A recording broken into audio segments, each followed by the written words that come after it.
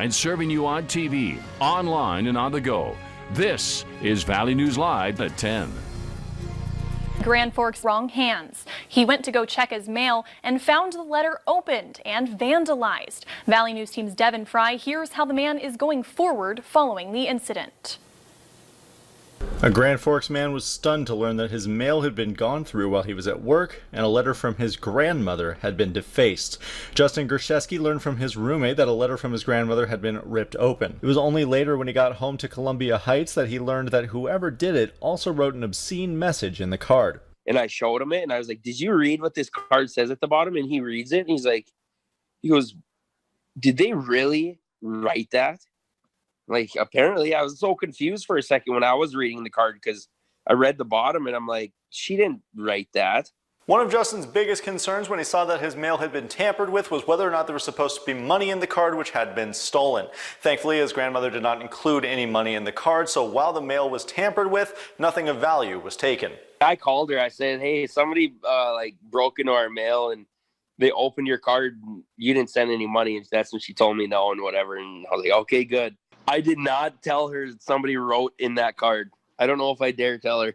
Although nothing was stolen, taking someone else's mail and opening it does classify as mail theft, which could land you up to 5 years in prison. Justin says that he's lived in Grand Forks for a long time and has never encountered a situation like this before and has no idea who could have done this. I'm going to call the office of Columbia Heights and mention it to them, and then I'm going to call the post office and maybe see if maybe they'll switch the locks or something. Reporting from Fargo, Devin Fry, Valley News Live. Justin also told us he thinks this is a one-time ordeal and he's not too worried about it happening again. Traffic was brought down to one lane this evening following a semi-crash on I-94. Around 6:30, heading eastbound near the exit for Main Avenue in West Fargo, a semi went off of the road and rolled. We have not heard from officials if anyone was hurt. Stick with Valley News Live as we learn more. Grand Forks police responded to Shields this afternoon after a gun was fired around 2 p.m. Police arrived at the parking lot. After speaking with the man who fired the gun, officials say he was showing a friend the gun and he thought it was unloaded.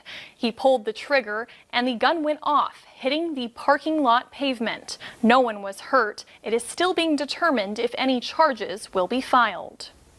The North Dakota Department of Health has announced it will roll out free rapid testing for K-12 teachers, staff, and administrators this week. Testing will begin in Fargo and West Fargo school districts. It is limited to K-12 personnel, and students will not be tested. The plan is to test weekly until the end of 2020. The testing will use Binax Now antigen tests, which can diagnose someone in as little as 15 minutes.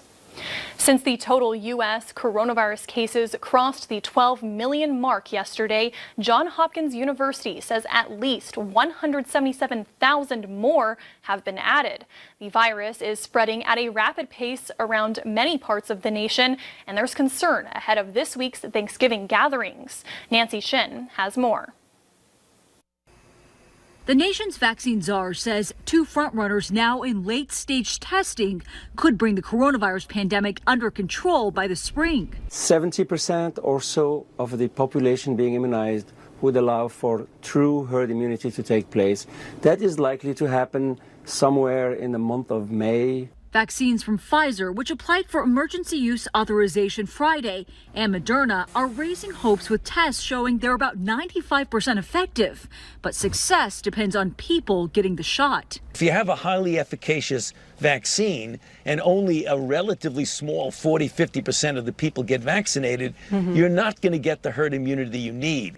As almost every state battles a new COVID-19 wave, an estimated 50 million Americans plan to travel for Thanksgiving, defying the CDC's warning. You can't assume that you don't have the virus, and you can't assume that the people whose home you're about to enter don't have the virus. Deb Berger flew from Chicago to San Francisco to visit her daughter for the holiday. We're going to be at her apartment, and it's just the two of us. In Northern and Southern California, people were in the streets despite a 41-county overnight curfew that took effect Saturday night. I think there's too many restrictions as is. An illegal curfew, 10 o'clock curfew, we're not going to abide by it. It's ridiculous. While in Texas, the National Guard deployed to the El Paso County morgue as the area experiences a spike in hospitalizations and deaths. Nancy Chen, CBS News. The coronavirus has killed about 1.3 million people around the world, 250,000 of them in the U.S. The first coronavirus immunizations could happen on December 12th. A Food and Drug Administration Advisory Committee is set to meet December 10th to discuss Pfizer's request for an emergency use authorization for its developing COVID-19 vaccine. Pfizer recently announced that the vaccine appears 95% effective at preventing mild to severe COVID-19 in a large ongoing study. The head of the coronavirus vaccine program says plans are to ship vaccines to states within 24 hours of expected FDA approval. The pandemic continues to affect North Dakota oil, impacting wells long term. Department of Mineral Resources leaders say the number of inactive wells from August to September increased by more than 1,000. The weakness in oil prices, we saw WTI get almost to $45 and then drop below 40. A lot of wells were allowed to go idle. Lynn Helms says without reversing the inactivity, those 1,000 wells could become abandoned wells a year from now. Members of the community are looking to give back to those in need during the holiday season. Michael Travis and Crystal Warren are one example of that, planning to give out plates of food out of their own home in Moorhead on Thanksgiving Day to anyone who may need it in the FM area. They are accepting food donations so they can pay it forward. When serving the food, they are taking COVID-19 precautions, including limiting the meals to 10 people at a time, requiring face masks, and staying socially distanced. Michael tells us that his family's own struggle with homelessness was part of the inspiration to give back. Through all the struggle and through all the things we've been through, we ain't been getting nothing but blessings, and I want to share that blessing. I want to get a chance to show the people how good the community is.